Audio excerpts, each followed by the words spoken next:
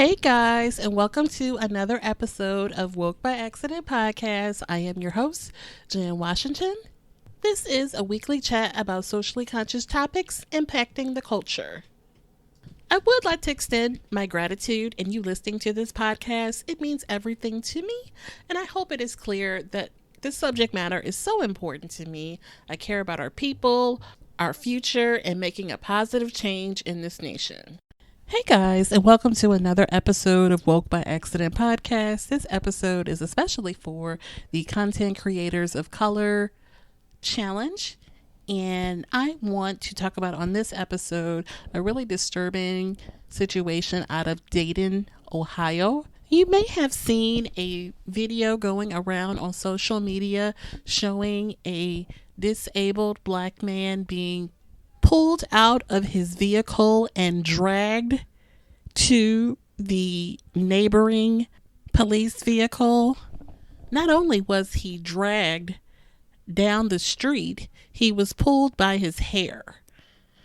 This incident occurred on September the 30th. Before we get into details of the encounter, I do have a clip that I want to share with you. Owensby? Yes, service owner. Turn the car off for me, please. Alright, undo your seatbelt for me. I'm having you step out of the car. Yeah, I'm having you step out of the car. I can't step out the car, sir. I'm a paraplegic. I got help getting in. Well, I'll help you getting out. Excuse me? I'm gonna help you get out. Well, I don't think that's gonna happen, sir. Well, I do, because I'm asking you, but I'm telling you. So it's not an option. Can I ask you what's the problem? Yeah, the problem is that because of your history, I'm gonna have your dog do a free air around the car. You have to be out of the car to do that. I can't get out of the vehicle, sir. Sir, I'm going to assist you get out of the vehicle. As someone No, you're not. No, you're not. No, you're not. You're not gonna touch me. You're definitely not about to touch me. And I'm about to go ahead and get somebody on the line because it will be a lawsuit if you put your hands on me for no reason, bro. Well, the reason is that I'm asking you to get out of the car. No. We ain't gonna go there. We about to get some people here that's about to witness what's going That's on. right. You gotta step out, buddy. I cannot step out. I'm a paraplegic. You're gonna have to come out. I cannot. Come on, step out of the car. I'm a paraplegic, sir. Come on, bro. That's fine. Step out of the car. I cannot step out of the car. I cannot step out of the I vehicle. had this situation last night. You can get out. You can get out of the car. You got in the car. You can get out of the car. Hey, bro. Can you come down the street to Ferguson and Grand? The police just pulled me over and they trying to make me get out the car, and I'm telling them I'm a paraplegic. I can't get out the car without no help and shit. And these motherfuckers, they on some just come down the street, bring some people with cameras. Come down the street, bring cameras and bring somebody so they can witness what's going on. All right, come on. Time to get out of the car. I'm not getting out. I just told you I'm a paraplegic. I cannot get out. I do not want to have to. I do not want to have to. Can you call your white shirt, please? I will. If you pull me out of here, you better expect. So here's the thing. I'm gonna pull you out, and then I'll call a white shirt because you're getting out of the car. That's not an option. You're getting out of this car, so you can cooperate and get out of the car, or I will drag you out of the car. Do you see your two options here? I know I got rights. Sir? I would like for you to call your white shirt. I will when I'm done. Get out of the car. Come on, bro. Get out of the car. Get out of the car. Bro. Get out of the car. Get out of the car. Listen. Get out of the car. I am a paraplegic, bro. You can hurt me. Get out of the car. You can hurt me, bro. Get out of the car. Get out of the car. What are y'all doing, bro? Dude, you're making this worse. I'm a paraplegic, bro. I'm trying to tell you that I got help getting in the car. Y'all can hurt me. They can hurt me. Get out of the car. Bro, I'm a paraplegic. Get out. You have to get out of the car. Ow. Get out of the car. Somebody help. Something right here. Somebody help. Stop.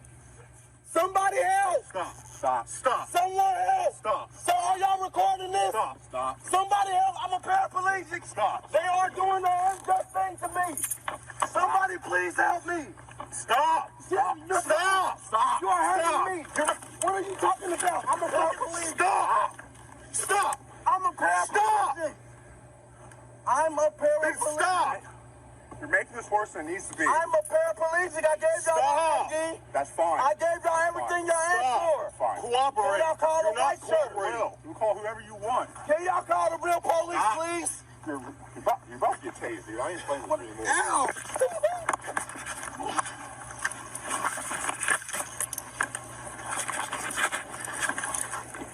You're making it so much harder than what it has to be.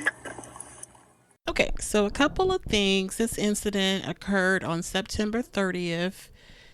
He appeared to be stopped because of the level of tint in his tinted windows, and because of the 3-year-old child that was in the back seat was unrestrained. And so then, as you hear in the exchange with the officer, they demand for him to exit the vehicle. They actually use the words step out of the vehicle rather than exit the vehicle. And he goes on to explain that he is disabled and that he's not able to step out of the vehicle, and things escalate in this manner. I would encourage you to take a look at the actual video footage as well. The video is on NBC and CNN. Roland Martin has it on his YouTube channel. They have his front door open. You can see a large cane. His handicap decal is also visible. It's almost like they just completely tuned out the fact that he repeatedly told them that he was a paraplegic.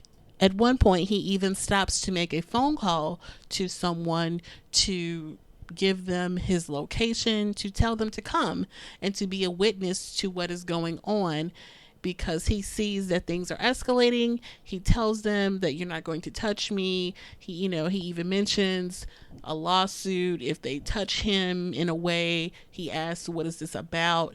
He asks for a white shirt. And you may say, what is a white shirt? He's asking for a supervisor. He's asking for, officer in charge, which you have the right to do if you are stopped by a police officer. Another disturbing factor about this situation is that once he's on the ground, they place their knee on him. They literally, I think 2 of them place their knee in his back. And, they're pulling his hair.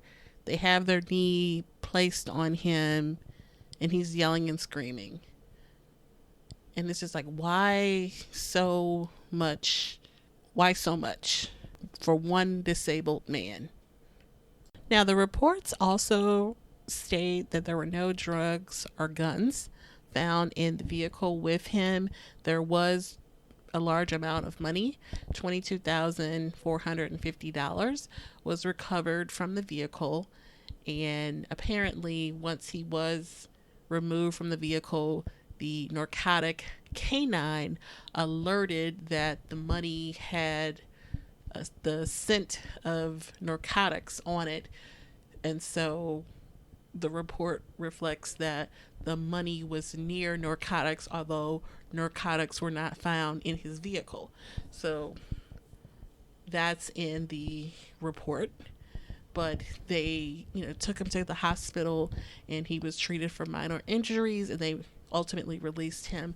But it'll be interesting to see what becomes of this, because it clearly, appears to be a violation of some civil rights here with the way they approached him and encountered him and took him into custody. It seems like it could have been handled in a different way.